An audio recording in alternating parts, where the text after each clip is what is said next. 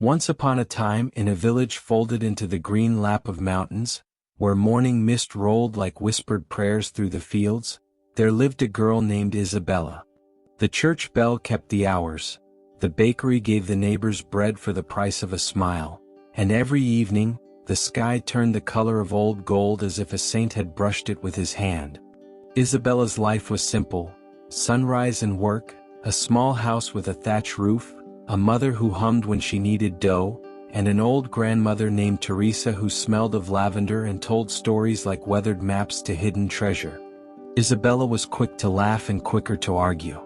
She loved ribbons and pretty things, and when she was a child, she spied with hungry eyes on the daughters of the merchants who wore finer cloth.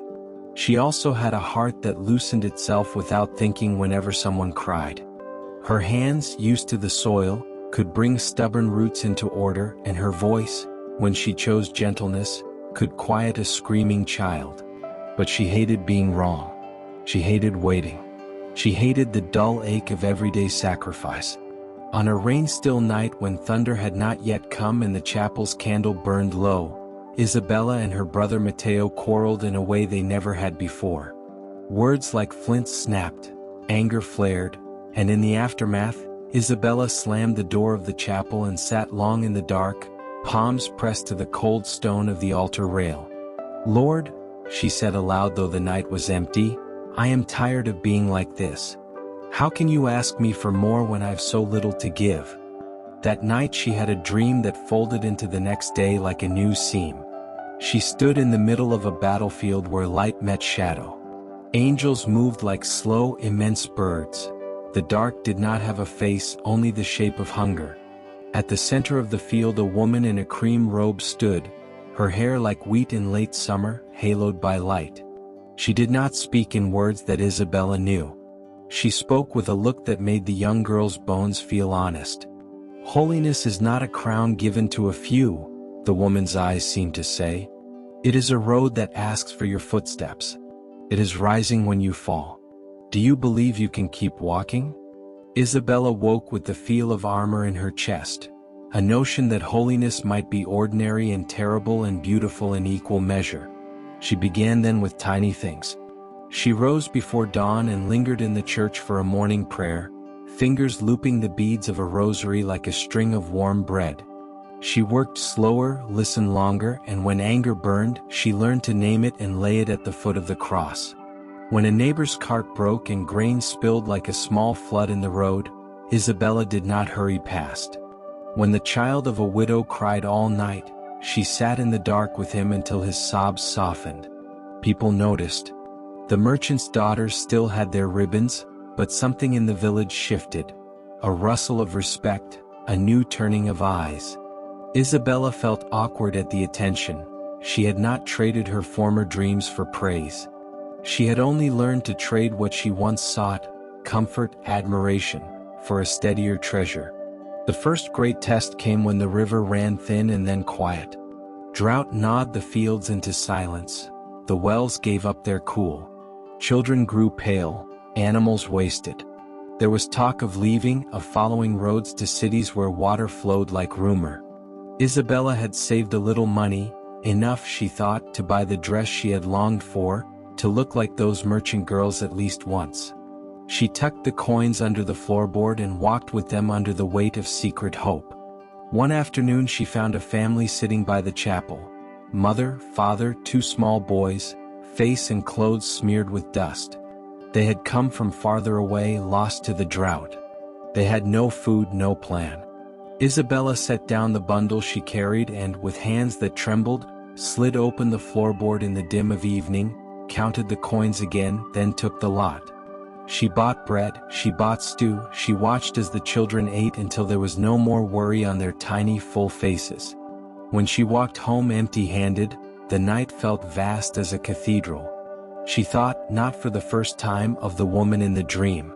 Sacrifice burned like cold iron, but another warmth answered, the warmth of a life that had given what it could. She kept that warmth inside like a candle. Time, as it does, moved with both cruelty and mercy.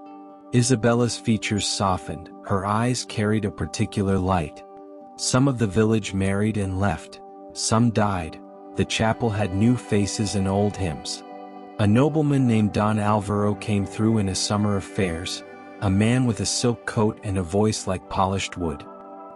He noticed Isabella among the crowd, the plain dress and the plain face, and he told her so with gifts and flattery. He offered a life of carriage and coin, a future in a house that smelled of wax and splendor. People muttered that her life would change, and perhaps it would have, had she wanted it to. For a strange, human moment she found herself at the crossroad of desire. The silk would cover the calluses, the carriage would carry her beyond the horizon. She thought of her mother's laugh, of her grandmother Teresa's stories, and then of the woman of light with the haloed hair. She dreamed that night. The battlefield bloomed again, but now the woman in cream held no sword. She placed her palm on Isabella's shoulder with a softness that was not weakness. To choose comfort, the look said, is not always to reject God. To reject what will lead you away from Him is bravery. When Isabella told Don Alvaro she would not come to the city, his smile froze, then thinned into a polite bow. He left with his train of servants and his plans and a kindness laced with the disappointment of someone accustomed to being obeyed. The villagers whispered, some admiring, some sniffing at what they called a foolish refusal of fortune.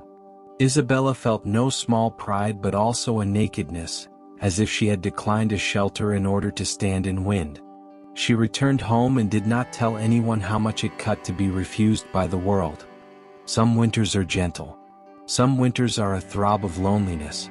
A sickness came the spring after Don Alvaro left, a fever that crept like smoke through the houses. Those with means fled to the cities. Those without were left. The priest, Father Tomas, who was small and quick at heart, tended to the dead and the dying as best he could, but he could not be in every cottage at once. Isabella volunteered. People tried to warn her. Stay away, they said. Take care of your health. She would not listen. She folded her hair back and soaked her hands in water warmed with rosemary and wine. She spoke to the feverish like one would speak to a frightened animal, softly, persistently, with gentle commands. She held them through the long nights, her palms pressing fevered temples, her prayers rising and falling like a lullaby. When others would not come, Isabella stood at bedsides. She washed, she fed, she read psalms until her voice hoarsened. Mothers owed their lives to those nights.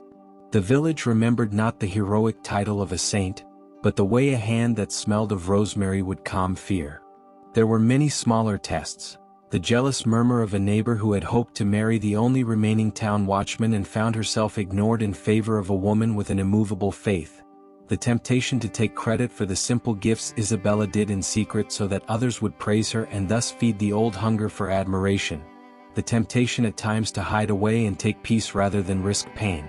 Each temptation was a small war, and each victory was a silence in which she learned the modesty of saints, that the noblest deeds are often done where no eye is watching. There came a season of dryness inside the soul, a desert that the mystics spoke of as the dark night. Isabella walked to the river and knelt on the stone, and prayer came up like a mouthful of ash. She felt nothing. She went to Mass and felt only the ritual. The words of the gospel were like cold bread. She could not find God's echo in the world. The old consolation of liturgies did not lift her. Friends noticed and worried.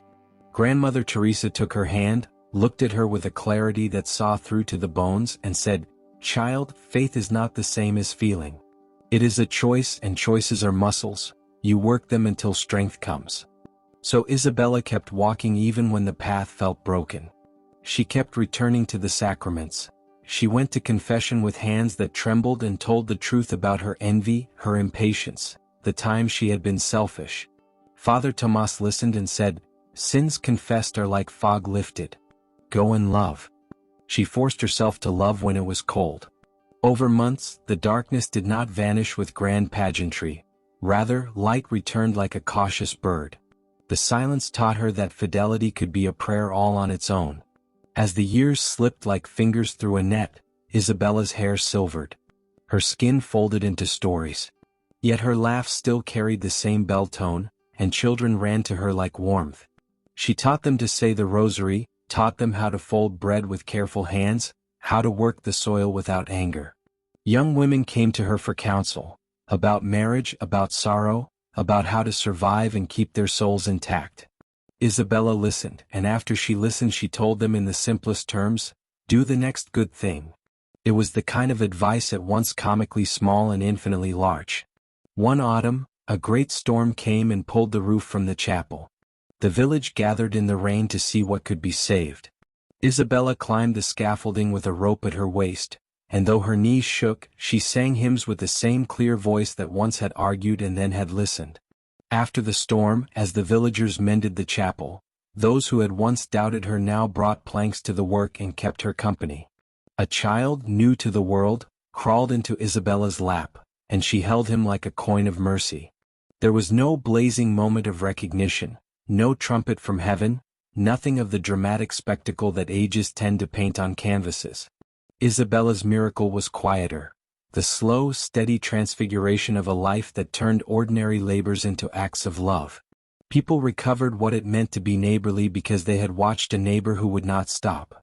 When death finally unhooked her small body and set her free, it was like a door opening in a familiar room.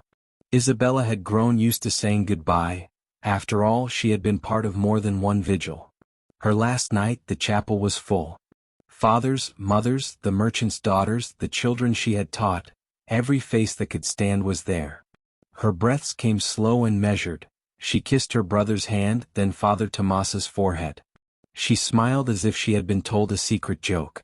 As they prayed, a scent filled the air, lilies, though no lilies had been brought. Someone murmured that the air was brighter. Someone else swore they saw a warmth on her face like sunrise. No trumpets sounded. Her death was a thing of hush and grace.